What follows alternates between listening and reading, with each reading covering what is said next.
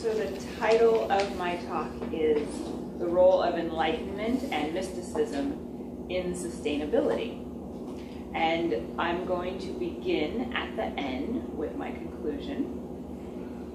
In order for us to create a sustainable way of living on the planet, we all of us, need to get enlightened. And mysticism can help us to become enlightened. So what do I mean by sustainable? As a lifetime environmentalist, or sometimes I call myself a bleeding heart liberal, and having completed an MBA in green business and done a couple of years of sustainability consulting to corporations, I believe I'm reasonably qualified to reasonably define sustainability. Clearly, the word essentially means the ability to sustain something. So in that way, it's kind of not a very inspiring word because it sounds a little bit like treading water. And in that way, it's an inappropriate word because life itself is exceedingly dynamic, perhaps exceeded in its dynamism only by astronomical events like exploding stars and merging galaxies and the event horizons of black holes.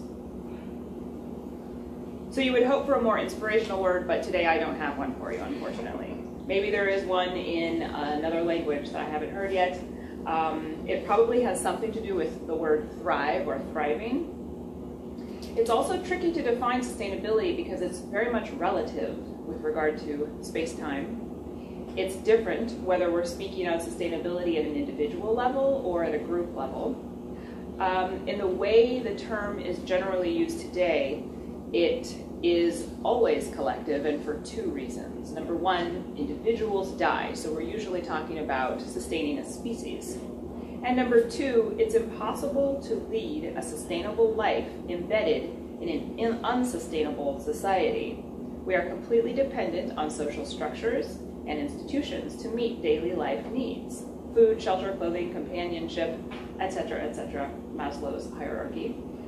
And yet, in a discourse about sustainability, the conversation inevitably turns to individual decisions, or the decisions of individuals.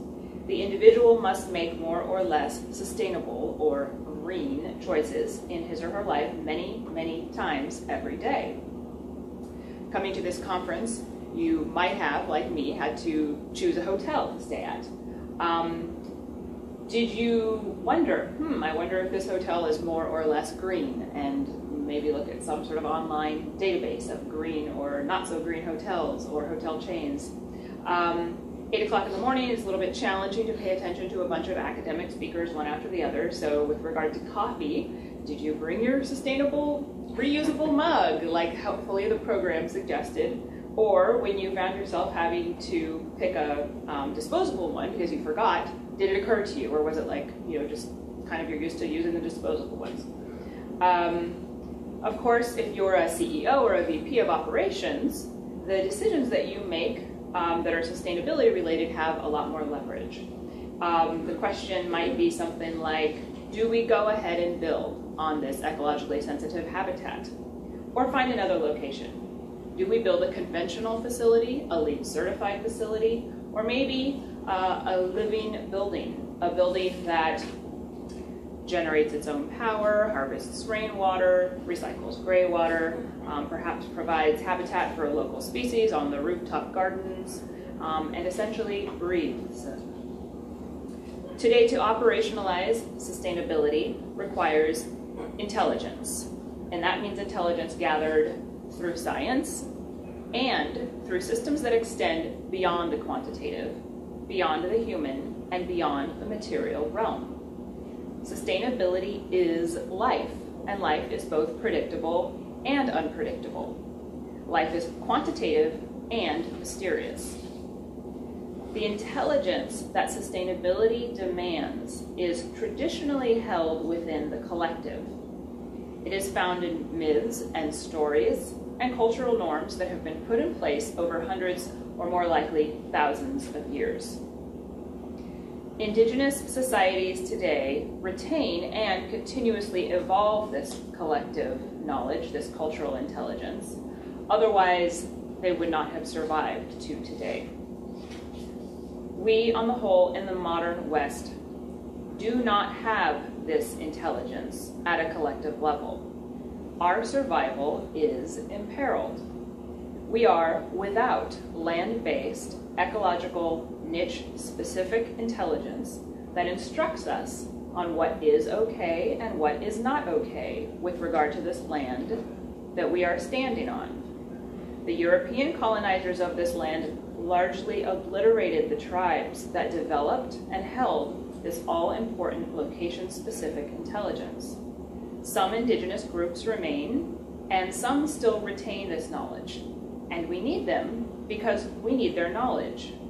We cannot simply extract their land-based intelligence and apply it. Embodied intelligence, rather than abstract data, is required. Sustainability is place-specific.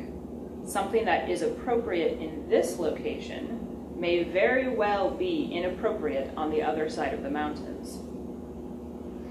So this is my vision of what an individual's life looks like today when one lives in a sustainable way. It is a way of life that contributes to life as a global web of infinite possibilities, of infinite connections, a lifetime that involves actively, conscientiously, and consciously participating in life. You are conscientious of the direct impact you have on the lives of others. You also know that unless you are superhuman, you likely do not have the cognitive faculties to perceive precisely how you are impacting others, nor the global sweep of your impact. But you behave in a life-supporting rather than life-degrading spirit, using the word spirit loosely.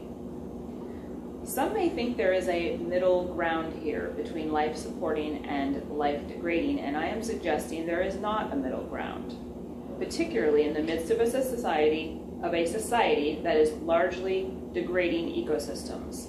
Your neutral is not neutral. One must actively pay attention. Be awake and aware enough to minimize the harm done at the very least. This is a question of awakening. The definition of enlightenment, I will borrow from Eckhart Tolle. This is a quote from his book, Power of Now, page 12. The word enlightenment conjures up the idea of some superhuman accomplishment, and the ego likes to keep it that way.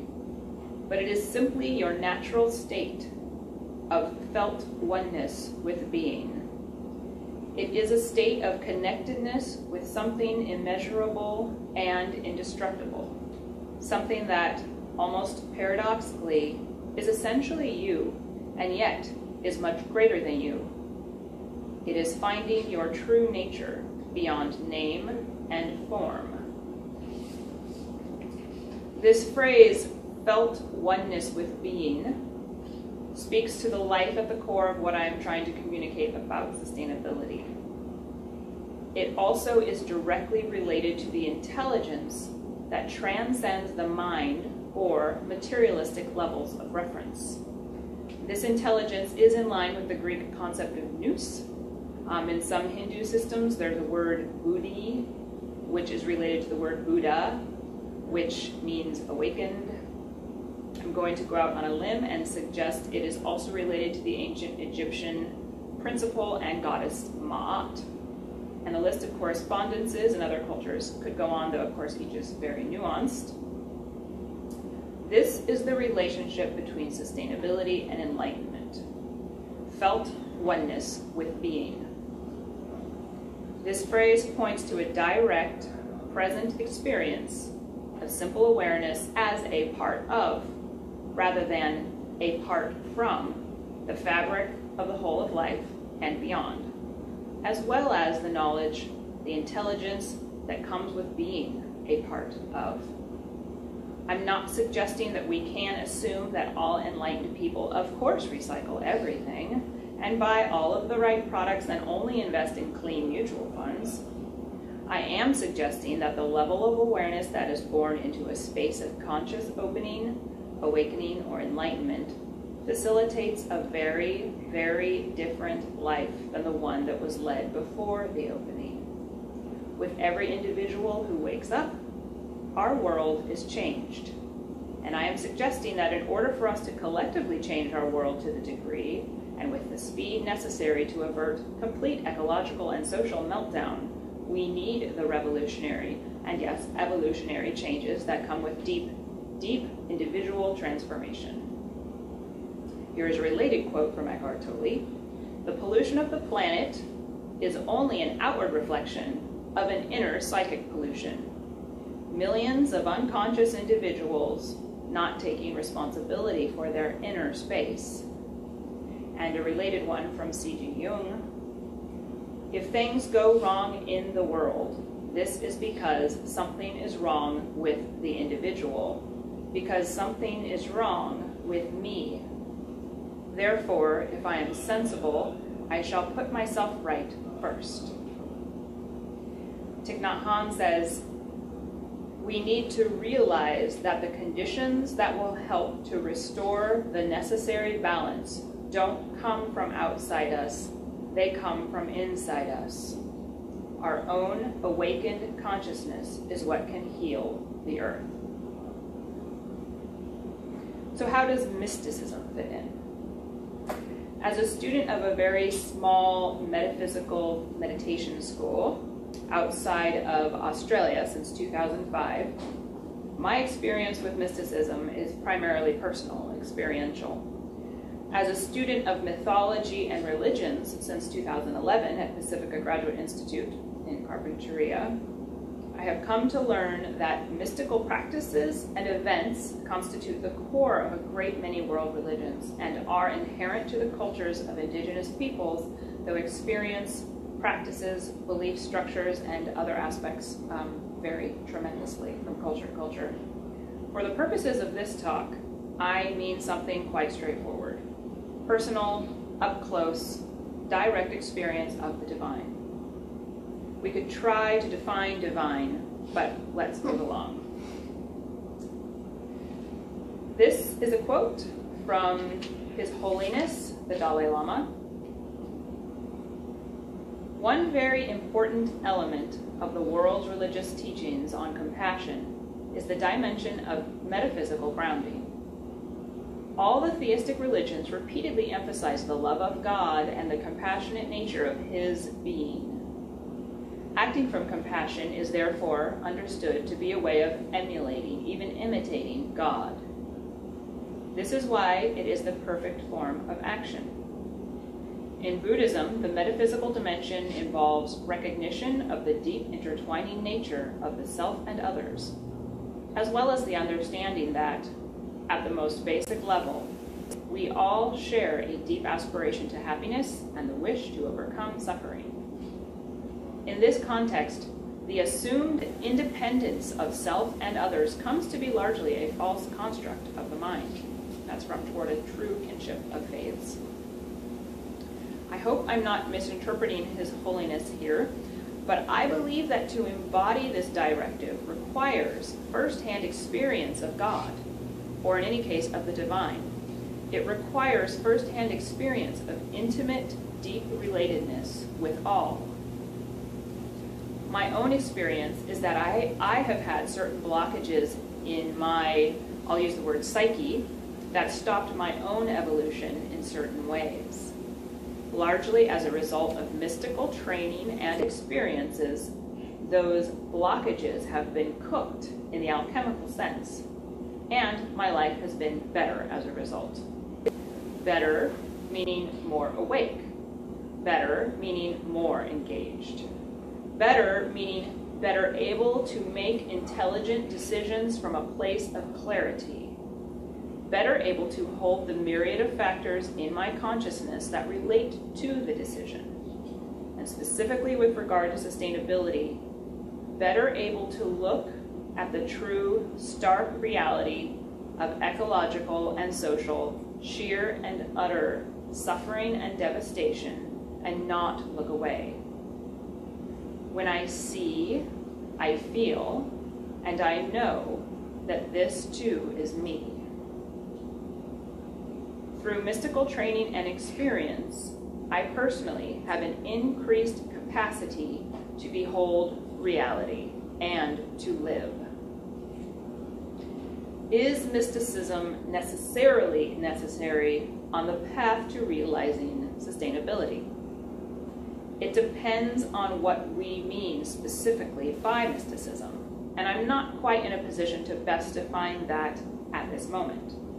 But I do know this. I know that we humans need all the help that we can get. If the divine is ready and available to help us and the planet, bring it on. If we need to first learn how to ask, let's do it. Let's learn. And then let's ask. Help. We each need the highest part of ourselves and the most expanded vision of which we are individually and collectively capable. We need to awaken.